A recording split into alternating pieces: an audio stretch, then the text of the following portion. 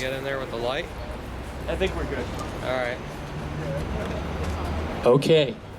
As part of the continuing Howard Zinn Memorial Lecture Series, we're honored to have Michael Denning, author of many books, including The Cultural Front, and a professor at Yale, I believe. And he's going to be speaking with several of his colleagues about a culture of debt. And let's give him a warm round of applause, and let's go. Hi, I'm happy to be here. Occupy Boston and Occupy Wall Street and the Occupy movement have created a whole set of new spaces to make claims on this society, to raise the issue of inequality and class and the 99%. And it's also created a new space for dialogue and conversation, and that is, I'm very happy to be here as part of the Zinn lectures. We have also been trying to create new ways of thinking about this, and so we've been working for about a year, the Working Group on Globalization and Culture, on the issues of debt, and three of us, it's a larger group than that, but there's three of us that were able to come today, and so we'll each speak very briefly.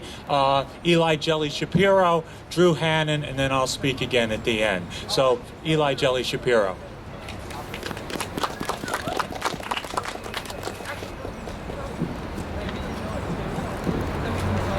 How does debt act as a tool of labor discipline, as a catalyst of capitalist accumulation, as a method of labor degradation?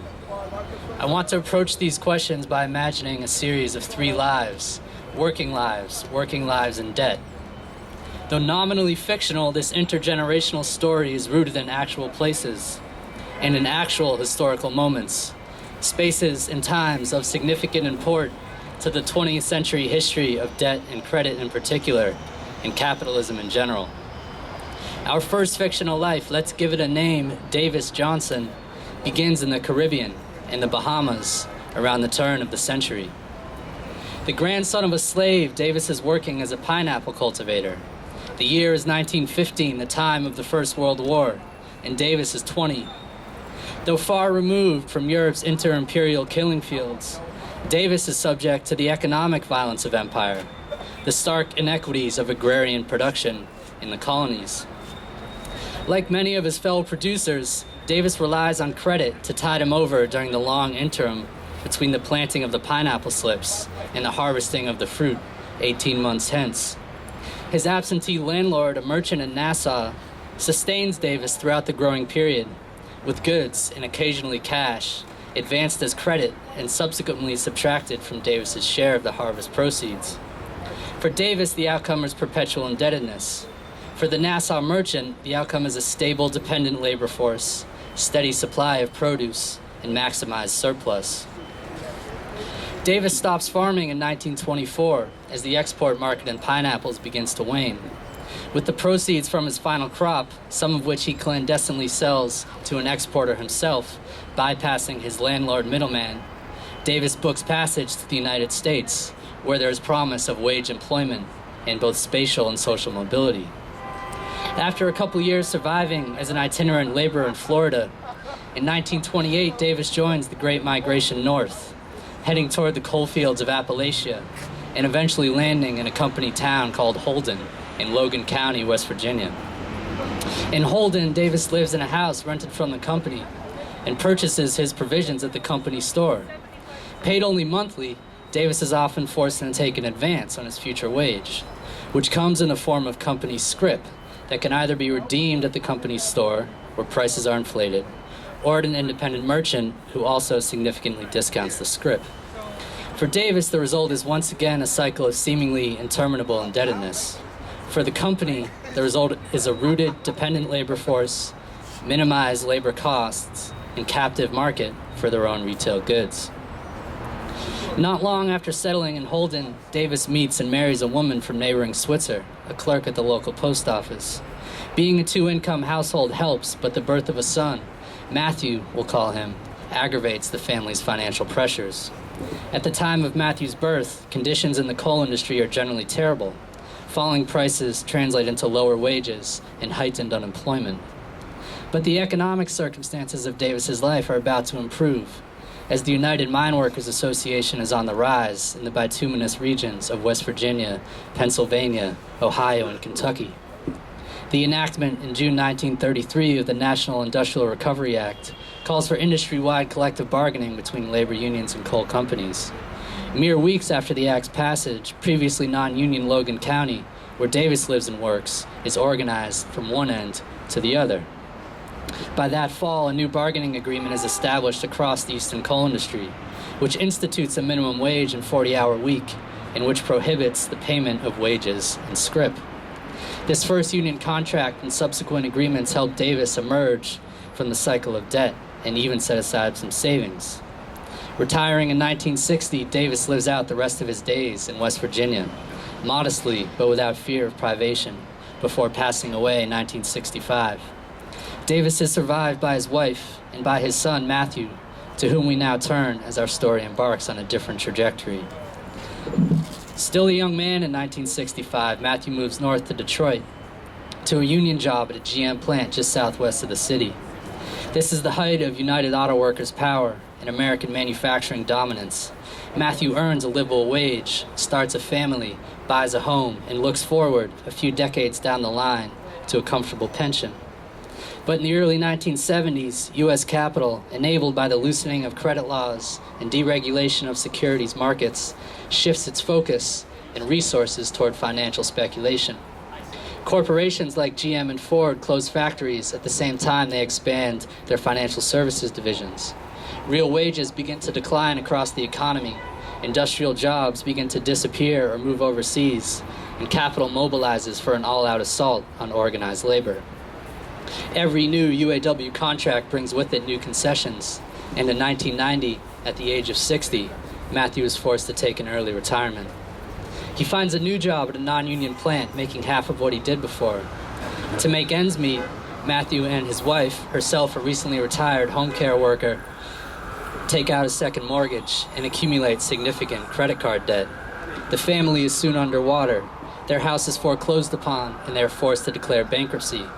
Their mortgage, it turns out, is now owned by GM's financial services wing, GMAC, and Matthew's credit card is issued by GE Money Bank.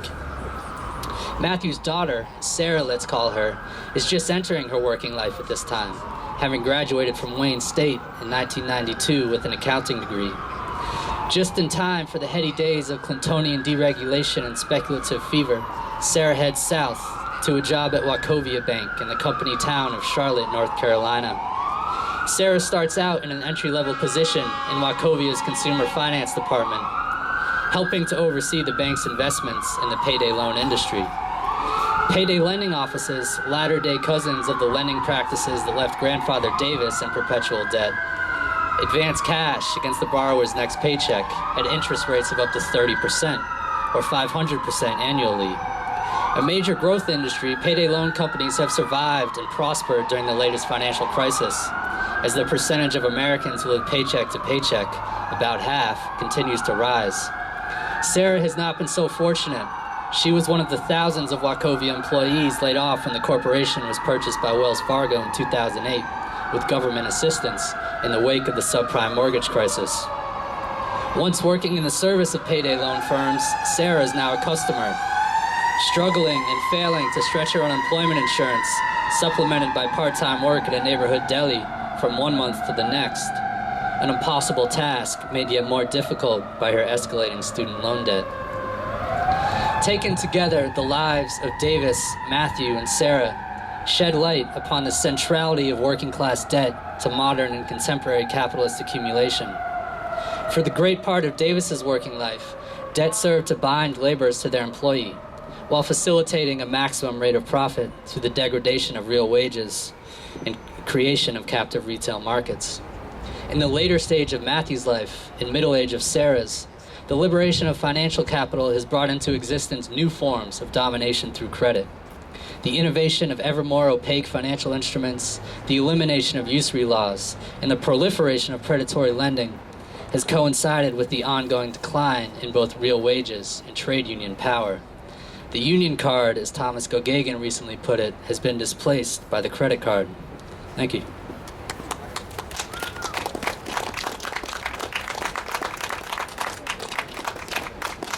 Hi everyone, I'm Drew Hannon. It's such a pleasure to be here at this free university. I'm going to talk about student debt and unfree universities. We all believe education is a basic human right. Learning is about liberation, about opening up new ways of seeing, of expanding possibilities. Our rights are under attack. Our right to an education is being threatened by spending cuts to our public schools, by attacks on the working conditions and right to organize of teachers, by a model of funding higher education through student debt that is fundamentally contrary to the mission of education. Student debt forecloses the possibilities education is supposed to expand. 2/3 of American college graduates graduate in debt. Traditionally, student debt, like a home mortgage, was thought of as good debt, as an investment in the future. The current financial crisis has disrupted that common sense. And while it is possible to abandon a home that isn't worth the money you paid for it with a hit to your credit rating, student debt in the United States cannot be discharged through bankruptcy. There's no walking away from student debt. The United States university system, what we can call the banking model of education, is becoming a model for the world. In the name of avoiding public debt, our government and governments across the world are externalizing their costs, forcing private individuals to take on student loans. They claim that children in the future will not be able to pay off the national debt, and instead force students in the present to pay for it for the rest of their lives. Across the country, students are taking to the streets to protest ever-escalating costs. These costs of tuition and interest on loans used to pay tuition are incurred not to pay for some luxury commodity, but higher education, which increasingly seems to be a necessity for securing the very means of living. A bachelor's degree appears to be replacing a high school diploma as the minimum acceptable level of education.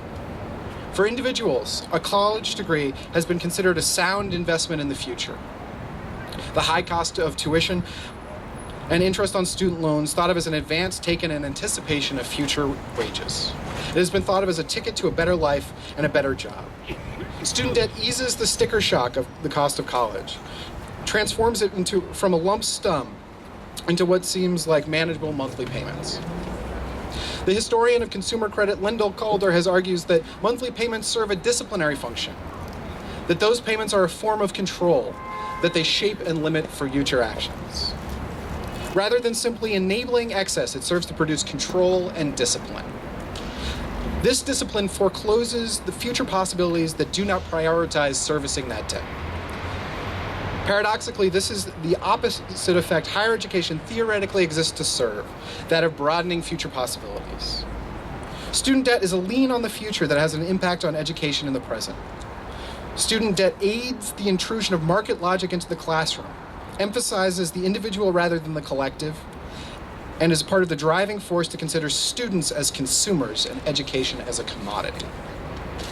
Student debt encourages us to think about education the wrong way, as an individual experience rather than a collective endeavor. Thinking about it in terms of individuals also blinds us to the systemic implications of funding higher education through personal debt. This debt forces us to ask unpleasant questions. How are our university's endowment funds, like the Harvard endowment on the 26th floor of that building, which can be considered tax-exempt investment funds with a sideline in education, complicit in the creation of this crisis? Who should pay for this crisis? And what lessons do tens of thousands of dollars or hundreds of thousands of dollars in debt teach our students? What is the pedagogy of this banking model of education? Paulo Freire, in Pedagogy of the Oppressed, critiqued a way of thinking about education that reproduced larger hierarchies of power. Freire urged educators to reject what he termed the banking model of education, from which I borrow my title, in which a teacher set themselves above students as the source of knowledge and deposited information in the individual's mind.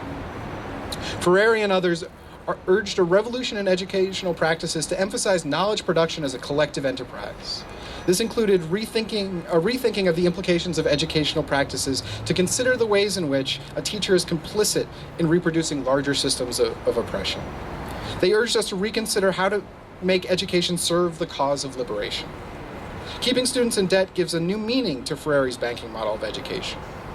It reproduces those same hierarchies and circumscribes their intellectual freedom through obligations to the banking system. A depressing conclusion to arrive at is that student loans aid the mission of producing good citizens. That in neoliberalism, a good citizen is an indebted citizen, someone who willingly shackles themselves with debt and shackles themselves to a lifetime of monthly payments, who internalizes the discipline of debt. Now is the moment in which we have to defend education on all levels, to stand up for students and teachers, to fight for public education everywhere, and to finally seize this moment and do much more than just defend what we fought for, but to demand an education that is truly liberatory, to make it serve the people, to demand an education system that practices and helps us liberate ourselves instead of chaining us in debt to the 1%. Thank you.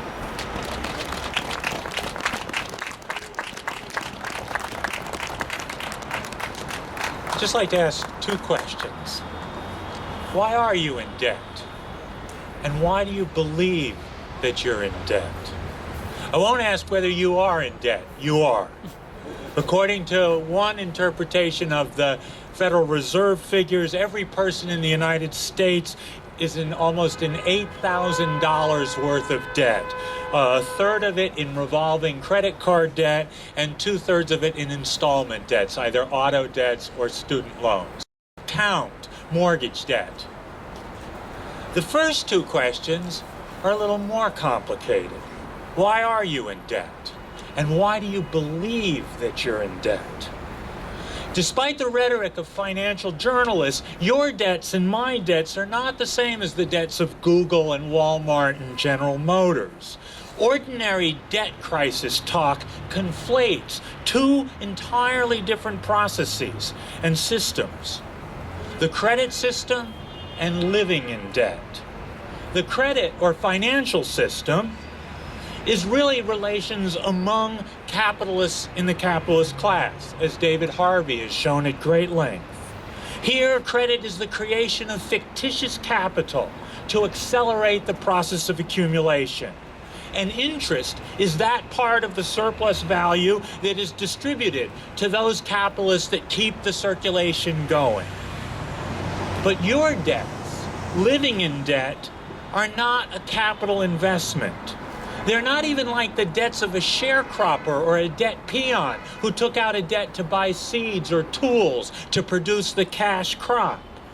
Rather, your debt is a consumer debt or a household debt, borrowed to maintain and sustain the very means of subsistence, the micro booms and micro busts between paychecks.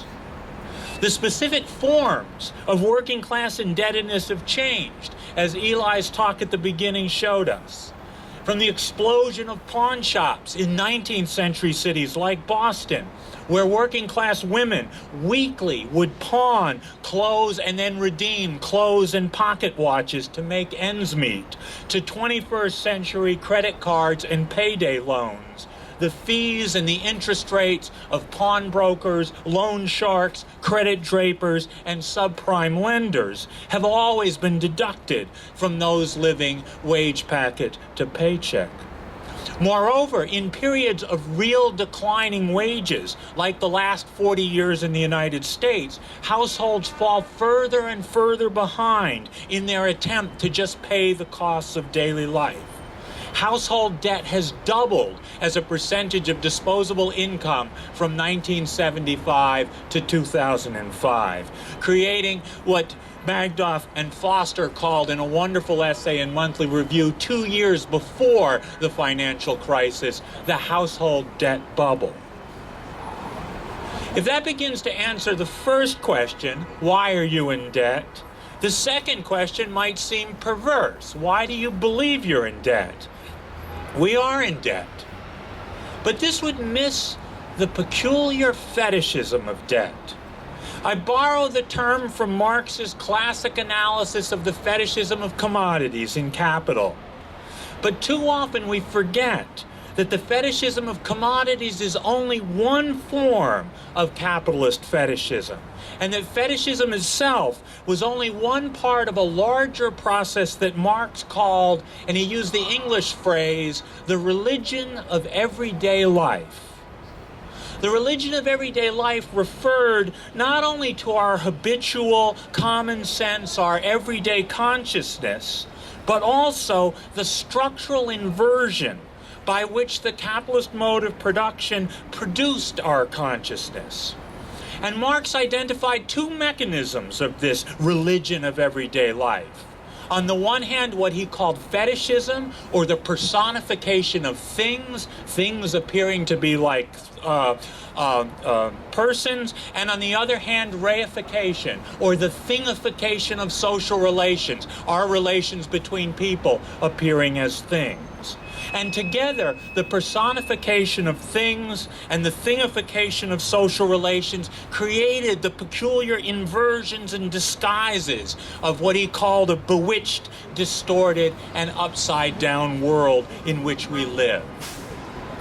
The fetish character of commodities, he said, was relatively easy to penetrate compared to the other fetishisms, and he spoke powerfully of the fetishism of the wage which erases the line between necessary labor and surplus labor and looks as if we're being paid for a fair wage for what we're working.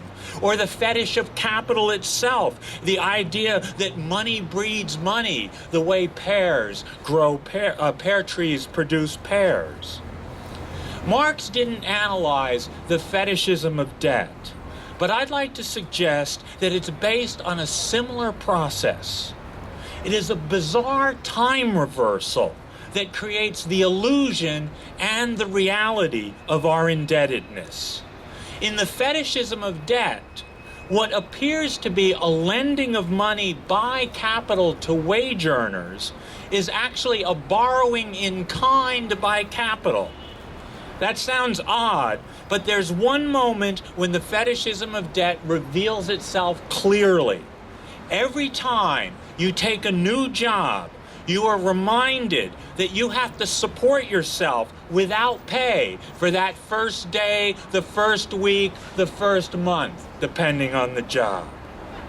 For one of the most curious things about that fictitious commodity that the temp agencies call manpower is that it is one of the few commodities that is consumed before it is paid for. With most commodities, you pay for it and then you enjoy it. There's a handful of exceptions. I think of a restaurant meal, which is why it's so deeply frowned upon skipping out on a check, because you've eaten before you've paid for it. And there are occasionally times when we are able to use a commodity before paying for it, but that is usually seen as a loan by the retailer or by the credit card company that has loaned you the money. Only in the case of wage labor is the commodity used up before it is paid for. Everywhere, Marx wrote, the worker allows credit to the capitalist. Perhaps the most revealing metaphor that we have of this strange time warp is that in the rare moment when someone actually is paid before working, it is called an advance, a term that has been used in that way in English since the 1700s. So, as a protest poster in Madrid put it last May, debt, we are all creditors. Every day, we make an interest-free loan of our labor power to our employers. And then, short of cash, we are forced to take interest-bearing loans to cover the revolving costs of eating and drinking and dressing, as well as the longer-term costs of housing and commuting and procreating and schooling. Life in this upside-down world is always in hock to labor. Marx argued that the fetish of the wage was the basis of all the notions of justice that was held by both workers and capitalists alike, all of capitalism's illusions about freedom.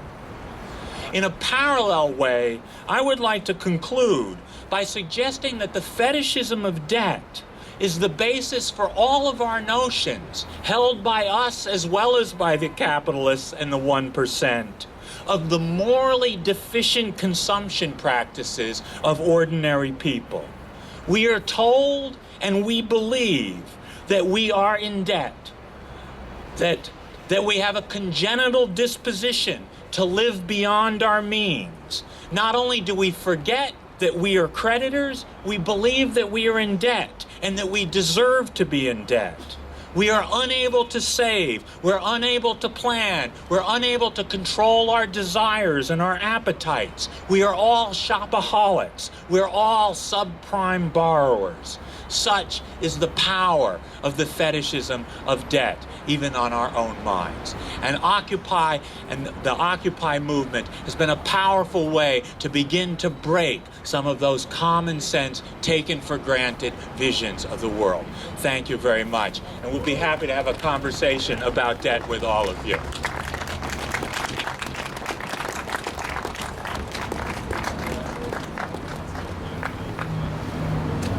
Don't be shy. What do you refer to that the union card has been replaced by the credit card? And I was wondering what you would think of the idea of a debtors union. I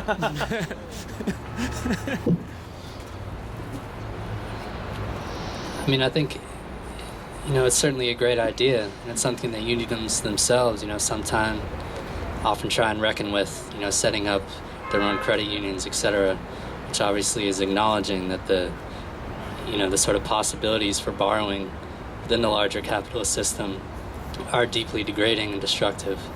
But yeah, I love the idea. I meant more a debtors union of people in all kinds of debt, so that they would all act in concert in defense of such things as lowering interest rates or mortgage adjustments. In other words, that all debtors would act in support of all other debtors. Yeah, exactly. I think we're starting to see that. The Occupy movement is really getting behind that in a big way, particularly most recently with the Occupy student debt movement, which I'm sure will gain a tremendous amount of momentum. That's one sort of localized example that I can speak to, but if anyone else has. Yeah, I think one of the powers that it has is that because there are a number of different kinds of debt in ordinary life, it's a way to bring together movements of people who have been foreclosed on their houses and students who are feeling that they are and cannot go bankrupt and yet have the debt thing. And it does seem to me that there is a power to organizing and speaking around debt and bringing people together around that. It does seem to me it really is the possibility of a kind of movement.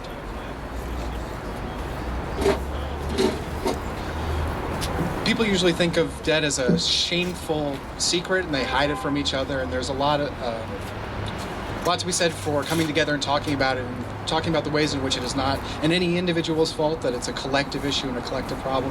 And if nothing else, talking about a debtors union as a place for people to talk about the ways in which they're in debt and the ways in which they're together in that experience is a powerful thing. Any other questions? Yeah, I got one. How would you respond to somebody who talks about debt as a personal responsibility and just a matter of perhaps practicing a little conservation and discipline in their own life and not take out loans and read all the details? What would you have to say about that and the whole scheme of debt?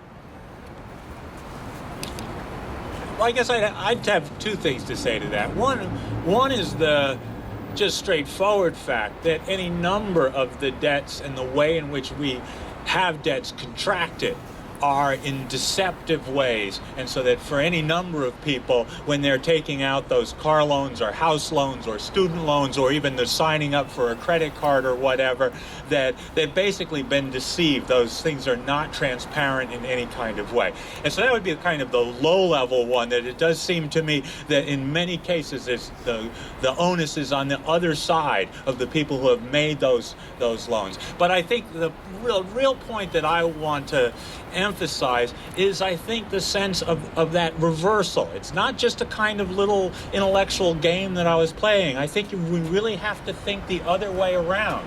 That indeed, in order for us to work, in order for us to contribute to the society, we have to already have the means to sustain our life. We have to already be educated and trained. We have to already come full with slapped dressed.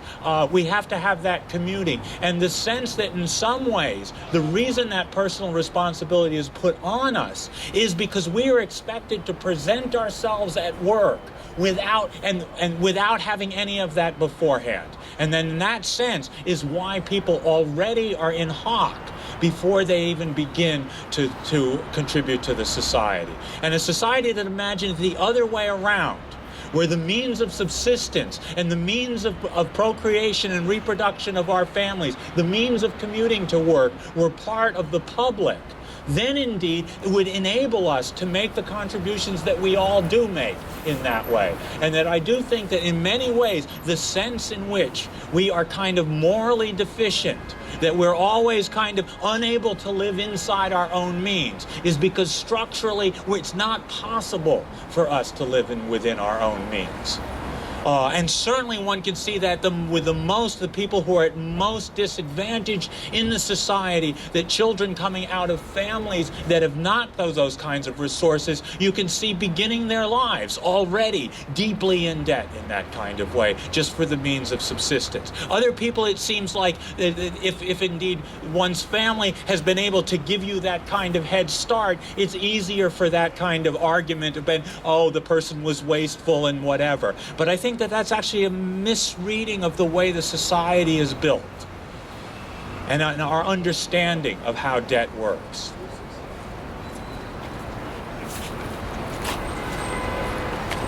Don't be shy. Yeah. You said before that we have to acknowledge that we're all creditors in that we all provide our labor before we're actually paid, but I was wondering if you could speak to the idea that we're also all creditors if we have any money in a bank, because depositing our money in a bank is in fact a loan to that bank. So I don't know if you could just speak to that idea as well. Yeah, it's a very interesting, because that's where trying to simplify, I separated. And I think they should be separated, because I think so much of the conversation will be talking about Goldman Sachs at one point, and then our mortgages and our student loans at another point, as if they're really in the same place. But it's relatively recent historically where those two things came together, where in fact banks were at all interested in the deposits or in lending to people. It's only really the beginning of the 20th century with installment debts and things like that that becomes part of it. And so one of the intriguing things that happens is that finance capital, the banks, are able to use our money, our